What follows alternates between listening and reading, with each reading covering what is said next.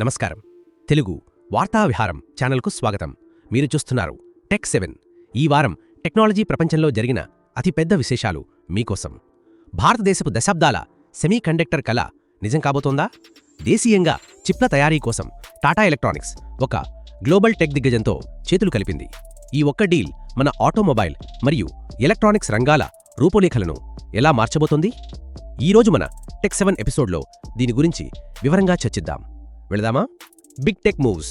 ఈ వారం భారతీయ మరియు అంతర్జాతీయ టెక్ రంగాలలో కొన్ని భారీ ఒప్పందాలు మరియు ప్రకటనలు జరిగాయి. మన దేశంలో అన్నిటికన్నా ముఖ్యమైనది టాటా ఎలక్ట్రానిక్స్ మరియు జర్మనీకి చెందిన టెక్నాలజీ దిగ్గజం బోష్ మధ్య కుదిరిన చారిత్రాత్మక ఒప్పందం. ఈ ఒప్పందం ప్రకారం అస్సాం మరియు గుజరాత్లలో టాటా ఏర్పాటు చేయబోతున్న సెమీకండక్టర్ ప్లాంట్లలో చిప్ ప్యాకేజింగ్ మరియు తయారీ కోసం ఇరు సంస్థలు కలిసి పనిచేస్తాయి. మరో భారీ వార్తలో ఆంధ్రప్రదేశ్ ముఖ్యమంత్రి చంద్రబాబు నాయుడు గారు గూగుల్ తన అతిపెద్ద డేటా సెంటర్ను అమెరికా బయట విశాఖపట్నంలో నిర్మించనున్నట్లు ప్రకటించారు. దీనికోసం ఆంధ్రప్రదేశ్ ప్రభుత్వం ఇప్పటికే 80 ఎకరాల భూమిని కేటాయించింది. స్మార్ట్ ఫోన్ రంగంలో ఒక ముఖ్యమైన మార్పు చోటు చేసుకుంది. షావమీ సబ్ బ్రాండ్ అయిన Poco India chief Himanshu Tandon తన పదవికి రాజీనామా చేశారు. ఆయన ప్రత్యర్థి బ్రాండ్ అయిన నథింగ్లో చేరనున్నట్లు సమాచారం. డిజిటల్ మార్కెటింగ్ రంగంలో బెంగళూరుకు చెందిన స్లోకా సొల్యూషన్స్ ఢిల్లీకి చెందిన సోషల్ మీడియా ఏజెన్సీ అయిన సోషల్లీ ఇండియాను కొనుగోలు చేసింది. ఇక ప్రపంచవ్యాప్తంగా చూస్తే సంస్థ ఆల్ఫబెట్ తన 2వ త్రైమాసిక ఫలితాలను ప్రకటించింది. అంచనాలను మించి $96.4 బిలియన్ ఆదాయాన్ని నివేదించింది. దీనికి విరుద్ధంగా ఇంటెల్ ఫౌండరీ వ్యాపారం $3.2 బిలియన్ నష్టాన్ని చవిచూసింది. ఏఐ రంగంలో మెటా ఒక పెద్ద ముందడుగు వేసింది. చాట్ జీపీటీ సహక్ సృష్టికర్త అయిన షెంగ్జియా ఝావోను తమ కొత్త సూపర్ ఇంటెలిజెన్స్ ల్యాబ్కు చీఫ్ సైంటిస్ట్గా నియమించుకుంది. Innovation spotlight. ఈ వారం కొన్ని అద్భుతమైన కొత్త ఉత్పత్తులు మరియు టెక్నాలజీలు వెలుగులోకి వచ్చాయి. ముందుగా షాపింగ్ ప్రియులకు శుభవార్త. అమెజాన్ తన గ్రేట్ ఫ్రీడమ్ ఫెస్టివల్ సేల్ను ఆగస్టు 1 నుంచి ప్రారంభించనుంది. ప్రైమ్ మెంబర్లకు 12 గంటల ముందుగానే యాక్సెస్ లభిస్తుంది. టెస్లా ఎట్టకేలకు భారతదేశంలోకి అడుగుపెట్టింది. తన మోడల్ వై కారును విడుదల చేసింది. ఈ ప్రారంభ ధర $60 లక్షల. అయితే ఇదే కారు అమెరికాలో దాదాపు $30 లక్షలకే లభిస్తుంది. భారతదేశంలో ఆటోపైలట్ ఫీచర్ లేకుండా ఈ కార్లు విడుదలయ్యాయి. నథింగ్ ఫోన్ 3 జూలైలో విడుదల కానున్నట్లు అధికారికంగా ధృవీకరించబడింది. ఈసారి ఫ్లాగ్షిప్ స్నాప్డ్రాగన్ E3 చిప్సెట్తో దాదాపు $90,000 ధరతో ప్రీమియం సెగ్మెంట్లోకి అడుగుపెడుతోంది.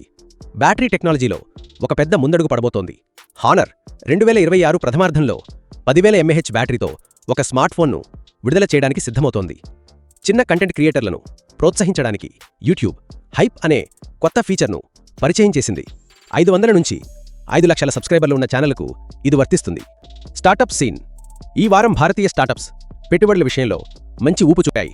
మొత్తం 24 స్టార్టప్స్ కలిసి $202.79 మిలియన్ అంటే దాదాపు $1,690 కోట్ల నిధులను సేకరించాయి. వీటిలో కొన్ని ముఖ్యమైనవి. గప్షాప్ కన్వర్జేషనల్ AI ప్లాట్ఫామ్ అయిన ఈ సంస్థ $60 మిలియన్ పైగా నిధులను సేకరించింది.